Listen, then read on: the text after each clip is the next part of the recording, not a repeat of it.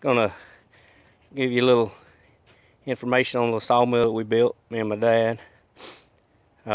It'll cut about a max length of 16 foot it'll cut, and that's pushing it all the way. It's really 14 would be the best, but anyway, the mill itself, the frame, was built out of some old pallets that an aluminum plant here in town got their aluminum on. They're big steel frame pallets, and we took them and cut those down, and that's built the frame out of it. These runners right here is built out of them. The bunks are built out of them, and we kind of run some angle iron along the bottom of that. The log dogs you see right here, the way they work, they're just on a piece of pipe and they slide back and forth, but they're on a cam that's built here, and it goes in and it'll push that in and lock it just like that, and it'll stay there. I didn't come up with that. A guy on another mill that built those I seen on the internet, YouTube, he built those. It's pretty dang neat though, the way that cam works. They'll hold. That's all I got to say about that. But anyway, we started out building it. It was all, these are some old logs we cut a while back. The bark done fell off of them. We started building it to be all manual. The backstops are just some built out of tubing. It's got a little nut there that holds it in place. You've seen that on a lot of mills. The head unit, surplus center, where we got the hubs at for the bands. The guides here, well, I bought those at AutoZone, believe it or not. They're idler pulleys for just a belt.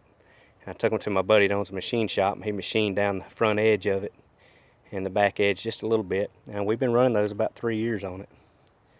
The motor's Harbor Freight 13, I think it's 13 horsepower.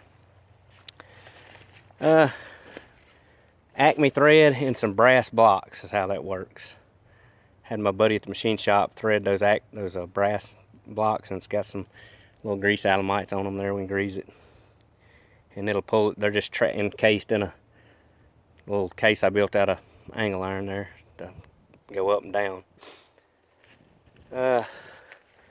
Up here, that is a motor off of a little motorized wheelchair.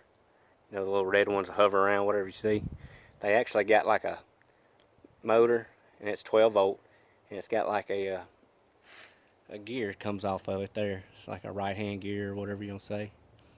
And I've got that connected to a winch controller that's reverses. That winch controller does. Plus I've got a reverse polarity remote control that I mount on it too when we're running it, and that works real good.